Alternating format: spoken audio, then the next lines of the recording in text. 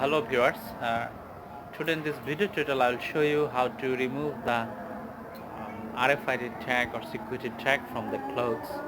So as you can see that it has been connected on this pullover t-shirt. So now we'll just disconnect or remove this tag in easiest way.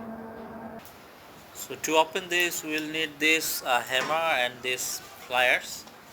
You can see it here, so we will put this here in this way, and then we will hit this security check with the hammer here. So now we'll hit this tag this way. Please be careful about your hand. হাতের ব্যাপারে একটু সাবধান থাকতে হবে।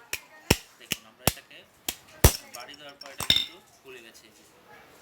এখন এই প্লায়ারটা দিয়ে আমরা কি করব, এটাকে জাস্ট এখান থেকে এটাকে রিমুভ করব। করলে যে স্প্রিংটা বের হয়ে চলে আসছে, তারপর আমরা এটাকে বের করে নিয়ে আসবো।